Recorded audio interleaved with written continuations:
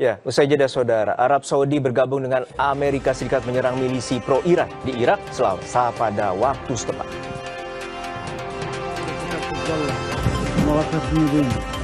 Ya Rab سترك ya Rab سترك.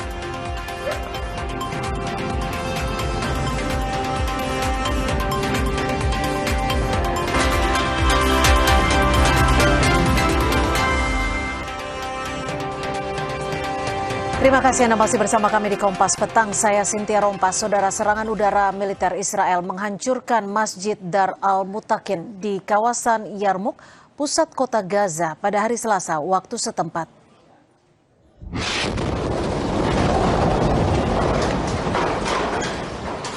Video amatir warga merekam detik-detik ledakan di bangunan Masjid Al-Mutakin. Bangunan seketika runtuh total dan rata dengan tanah akibat ledakan besar dari rudal jet tempur Israel.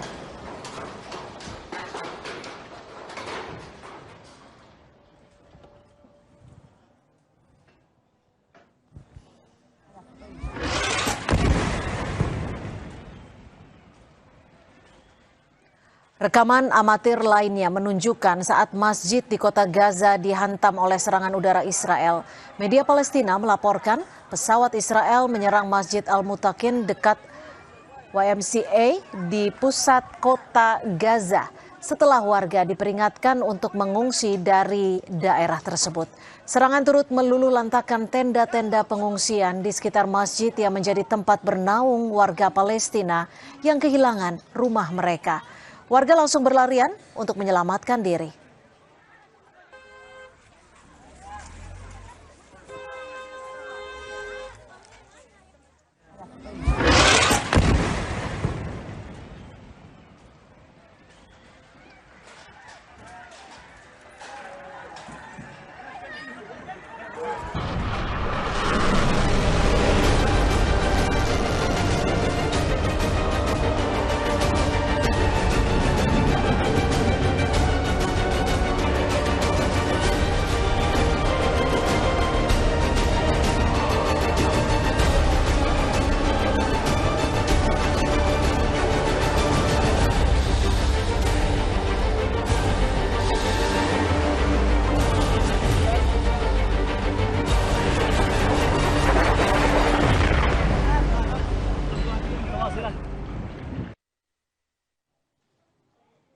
Saudara, Arab Saudi bergabung dengan Amerika Serikat untuk menyerang milisi pro-Iran di Irak Selasa waktu setempat.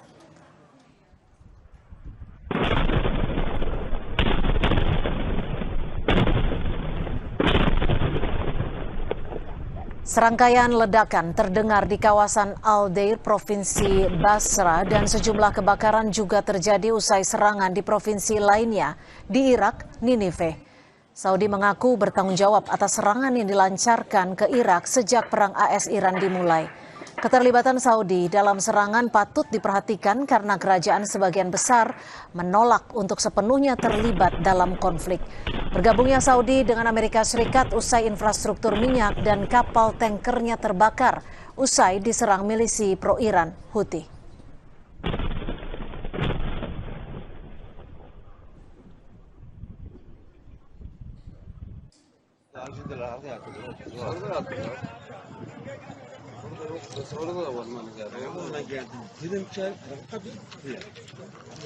Rekaman video amatir warga Irak juga merekam pasca serangan gabungan Saudi dan Amerika ke markas unit mobilisasi rakyat atau PMU di Provinsi Salah al-Din, Irak. Belum diketahui korban atas serangan yang dilancarkan Arab Saudi bersama Amerika ini yang menyasar milisi pro-Iran di Irak.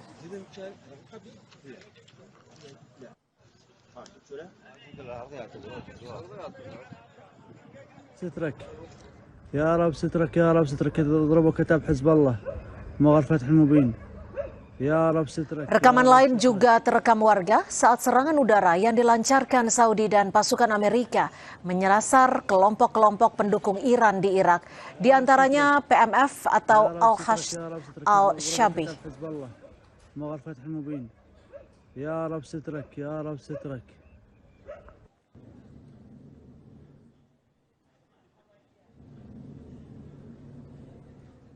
يا رب سترك.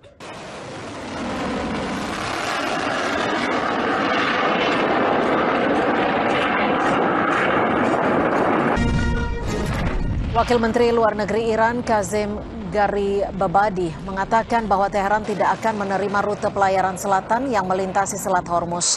Kementerian Luar Negeri Iran menyatakan bahwa Teheran dan Muscat telah mengadakan pembicaraan teknis mengenai pengaturan pelayaran yang aman bagi kapal-kapal yang melintas Selat Hormuz, yang mengindikasikan bahwa konsultasi masih berlangsung dan belum ada kesepakatan akhir yang dicapai.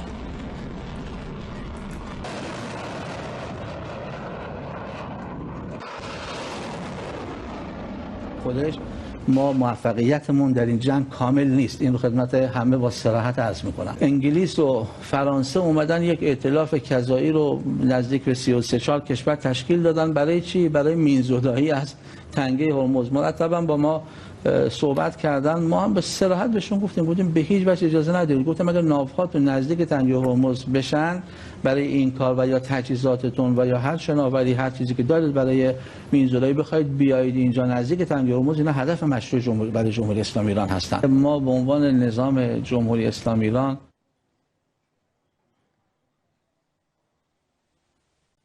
Menteri Pertahanan Israel Katz mengakui bahwa kepentingan Israel dan AS dapat berbeda terkait Iran, meskipun mereka melakukan kampanye militer bersama. Katz menambahkan bahwa militer Israel telah diperintahkan untuk bersiap menghadapi serangan lebih lanjut tanpa keterlibatan Amerika. Dalam kesempatan yang sama, Katz juga belak-belakan bahwa jet tempur Amerika lepas landas dan mengisi bahan bakar di Israel saat menyerang Iran.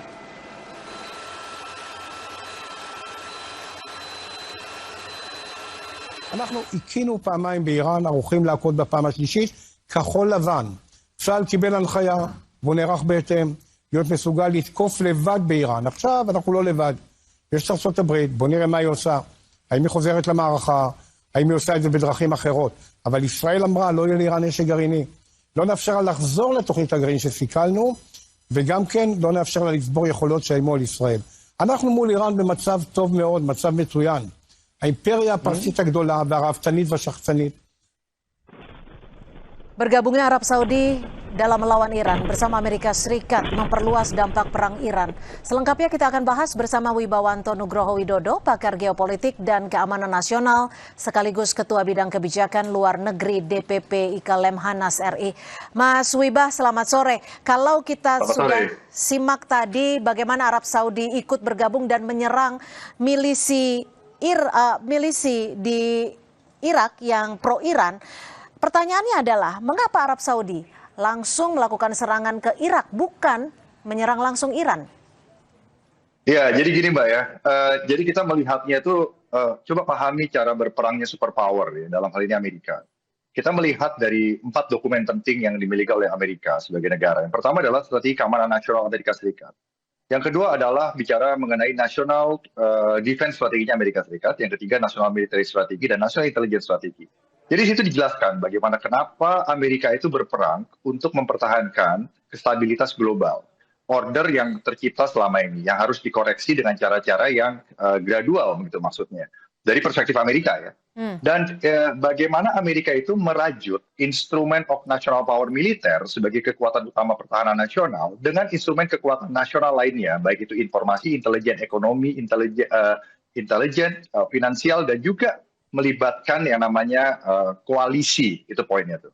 Jadi di sini pengerahan angkatan darat, angkatan laut, marines, kekuatan darat, laut, udara, cyber, dan juga space, itu harus dikawinkan dengan aliansi gitu.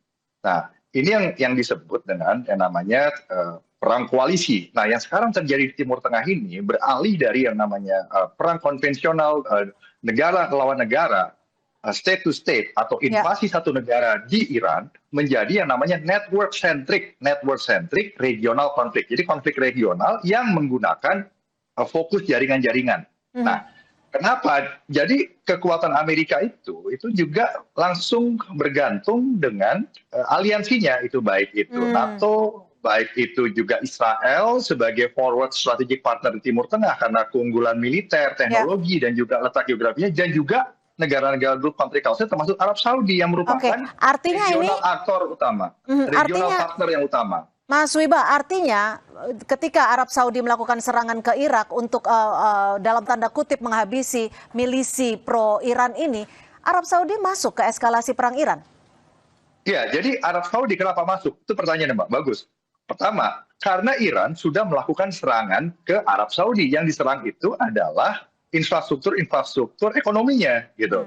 Nah, jadi ini merupakan economic warfare bagi Arab Saudi. Dan Arab Saudi sudah melihat ini sebagai ancaman eksistensial. Ancaman yang eksistensial.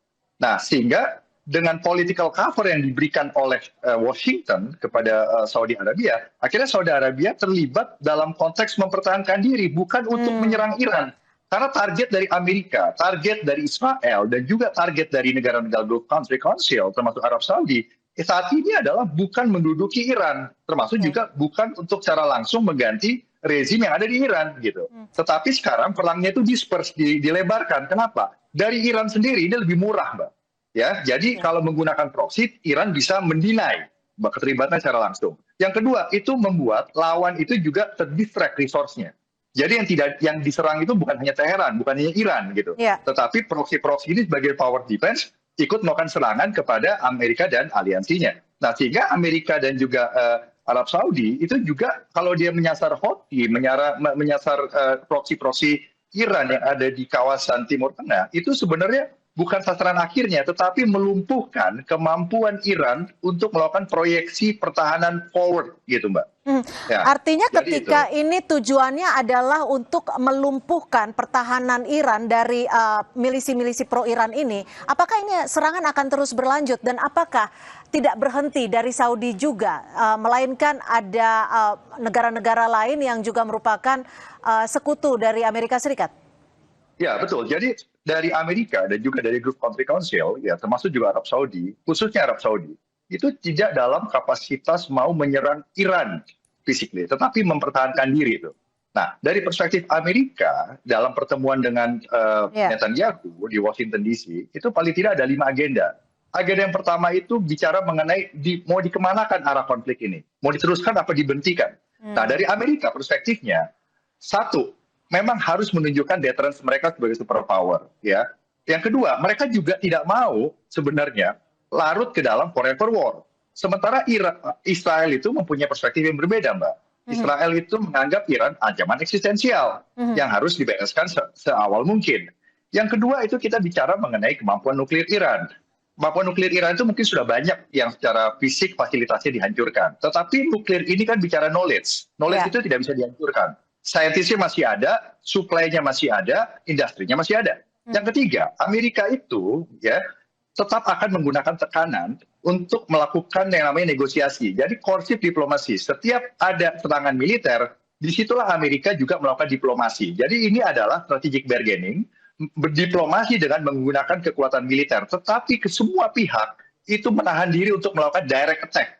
Nah, jadi yang digunakan adalah proxy itu, dan ini bicara juga mengenai perebutan struktur dan arsitektur regional security complex yang ada di Timur Tengah mau dibentuk ulang seperti apa gitu loh, baik itu strukturnya, baik itu aturannya, baik itu institusinya, normanya, tata kelolanya, balance of power-nya, ini semua menjadi perebutan. Jadi mereka semua sebenarnya menahan diri, Mbak, dengan manage escalation, dan ini juga dan agenda kelima di Washington DC adalah membahas bagaimana menghadapi proksi-proksi Iran. Nah, jadi yang paling efisien dari semua pihak yang terlibat konflik saat ini adalah berperang dengan jaringan-jaringan proksinya. Amerika juga melibatkan aliansinya, baik itu Israel dan juga Gulf Country Council, sementara Iran menggunakan proksinya gitu. Nah, ini artinya termasuk pangkalan Israel yang memang disiapkan untuk Amerika Serikat membantu menyerang Iran.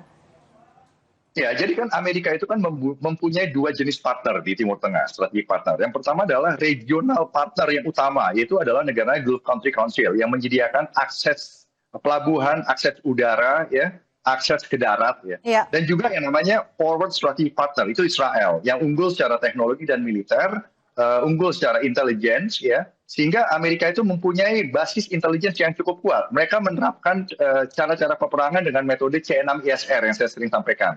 Itu adalah komando pengendalian, communication, computer, cyber combat system, intelligence, surveillance, reconnaissance, sehingga mereka itu sebisa mungkin mau dengan penguasaan intelijen yang ada, dengan koalisi yang ada itu, mereka memegang apa yang disebut dengan yang namanya dominasi eskalasi. Jadi Amerika itu mau memegang eskalasi, dominasi dalam hal eskalasi. Mereka yang mengatur eskalasi gitu, Mbak. Kapan menyerang, siapa yang diserang, apakah itu high value, apakah tidak high value, apa risikonya kalau ini diserang, kapan diserang.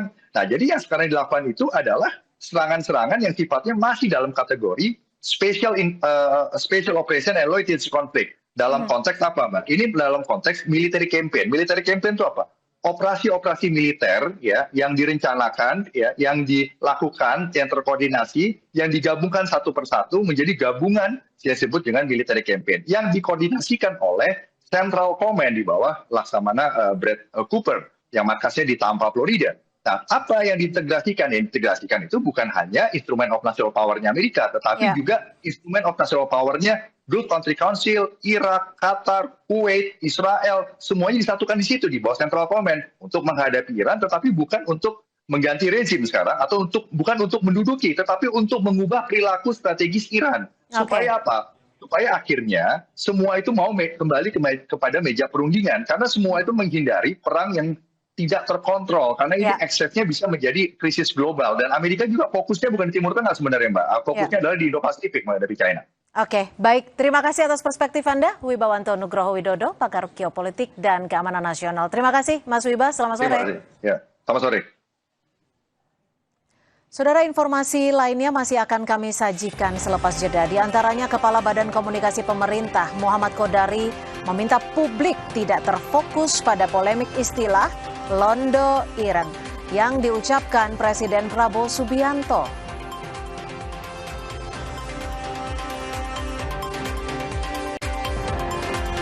Belas orang tewas akibat gempa dahsyat yang mengguncang sebagian wilayah barat daya Jepang.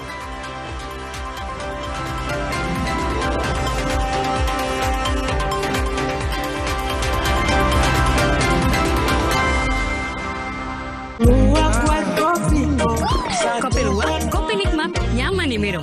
Saya pilih Le Mineral. Mineral